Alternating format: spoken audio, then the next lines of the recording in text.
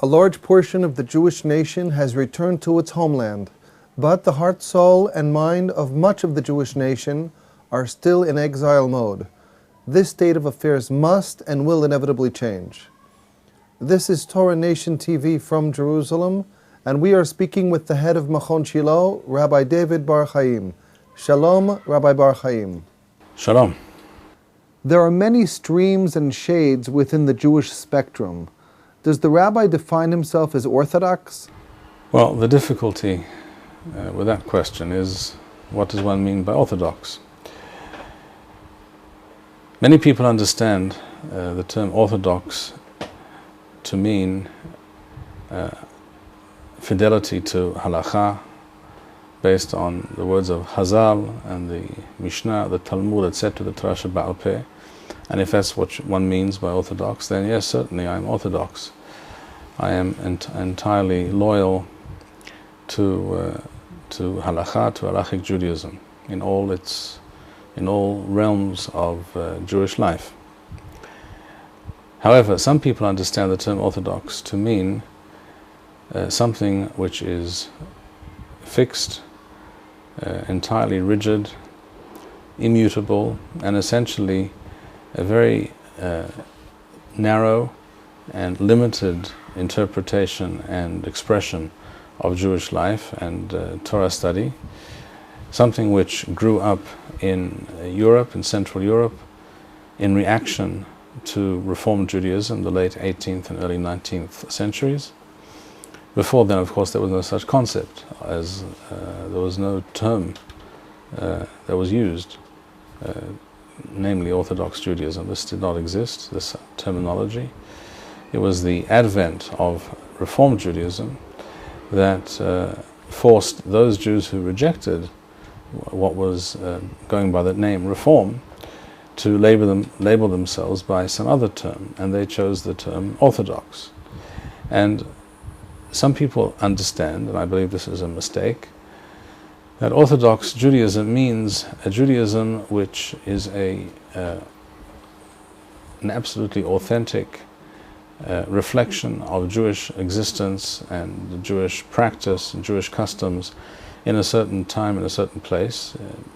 Broadly speaking, it today is based on, in many circles at least, on what was common standard practice in Central or Eastern Europe in the, shall we say, 18th century, early 19th century.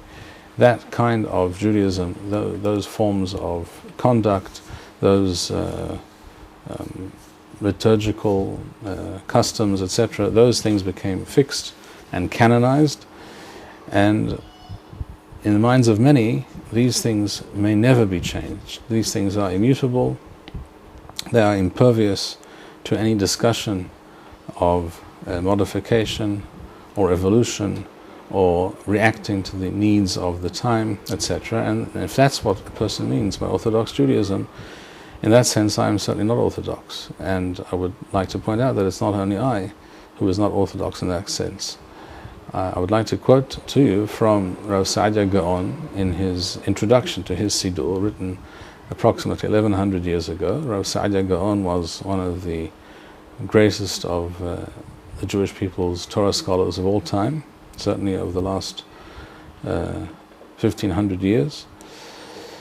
And he writes in this introduction to his Siddur that when it comes to matters of tefillah, for example, of prayer, the liturgy that we use in our prayers, this comes and has to come in two forms: a form and a style and a nusach, that is to say, a precise wording of those prayers that is used in one type of historical context, and another wording, another set of tefillot which are to be used in a different historical context.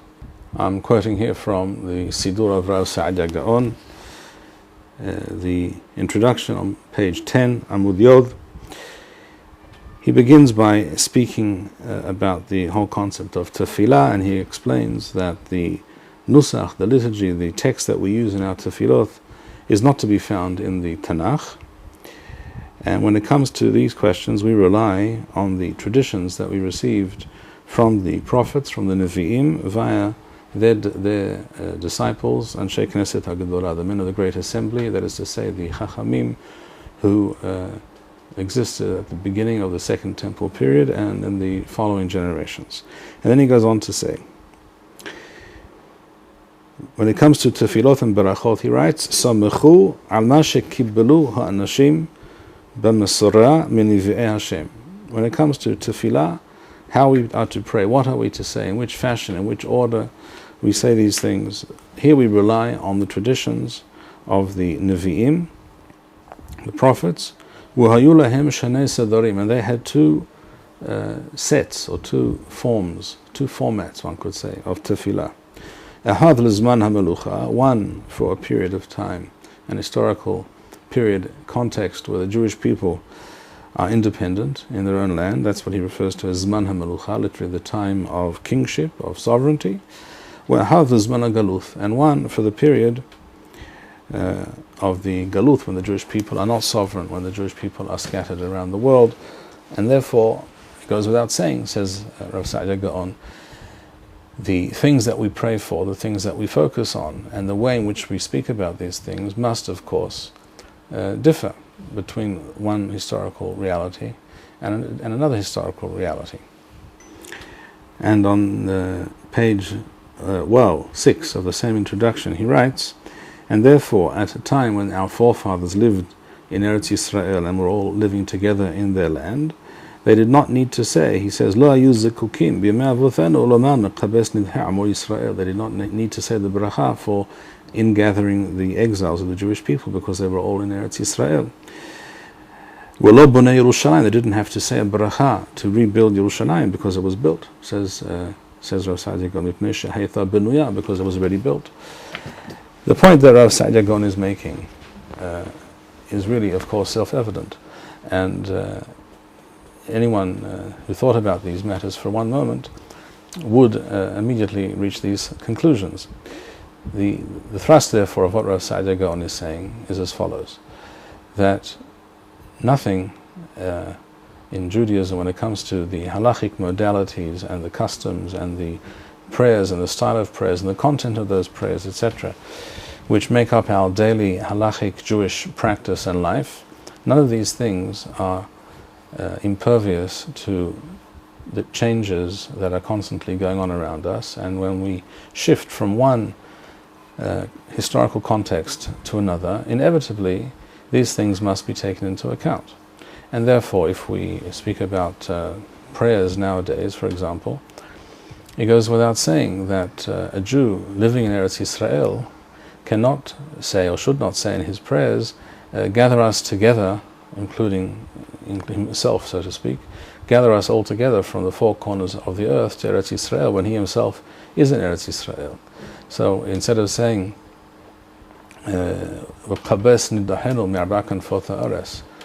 etc., to gather in our exiles from the four corners of the earth and bring us all together to Yerushalayim, something along those lines, that, of course, is a statement which cannot be said and must not be said in our current reality. If a Jew is living in Eretz Yisrael, what he should say instead is "V'chabes ahenu me'arbakan fotharetz," or something to that words to that effect. In other words, gather in our brothers from across the globe, wherever they may be, to Eretz Yisrael.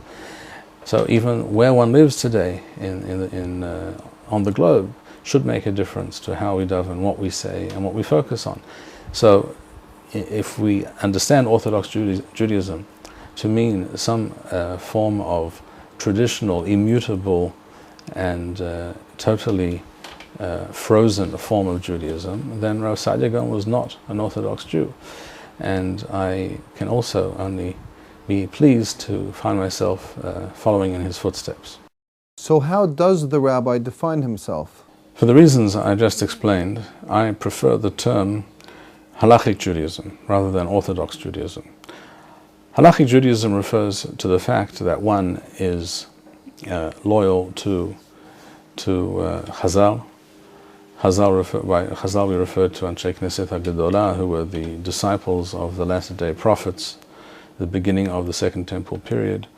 Anshe Knesset HaGedolah were the founders and the redactors of the oral tradition and those who passed it on to future generations, the Tanaim and later the Amoraim, these are the true source. These Chachamim, these people are the true source of Torah wisdom, knowledge, authority, and authenticity. And their works, their teachings, their wisdom, their traditions are to be found in all the literature that we have from Chazal, from the Tanaim and the Amoraim, which includes some ancient midrashim, midrashei halacha, and which in essence are earlier than even the Mishnah, and the Mishnah, of course, and the Talmud Yerushalmi, the Talmud Bavli, the Tosefta, midrashei halacha v'agada, many different texts and sources that we have from that period. And as the Rambam explains in detail in his introduction to his great work Mishneh Torah, it is from all these works together that one can arrive at the correct conclusion and understanding as to what is right and wrong, what is permissible, what is prohibited, etc. in the Torah according to the Torah.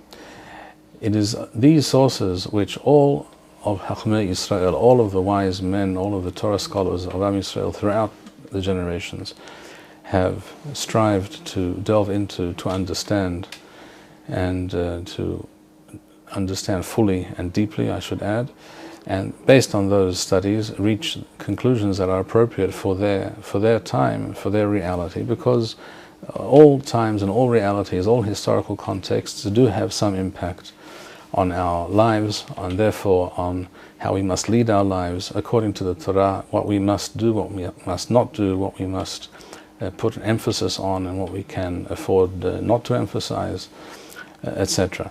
That is Halachic Judaism. That does not imply a slavish and intransigent addiction, as it were, to the way things once were, whether it is 1, 2, 3, 5, or 10 generations ago. Not in any way is this the message of the Torah She'Ba'al Peh. The Torah She'Ba'al Peh, the oral tradition, has always taken into account all types of realities and changes in our reality, whether for the good or for the bad, whether it was a period of retreat and withdrawal in Am Yisrael's history, or there was a period of growth and development. And there's no question that at the present time, in our history as a people, Am Yisrael today exists in a very different world, and the Jewish people today finds itself in a very different reality as a nation today, as opposed to any other time in Jewish history, certainly for the last 2,500 years. The essential thrust of the Torah has always been that which was said to Am Yisrael before they received the Torah at Har Sinai: "Va'atem tiyu li mamlechet kohanim v'roy kadosh." You will be for me, for my purpose, a kingdom or a nation of priests and a holy people.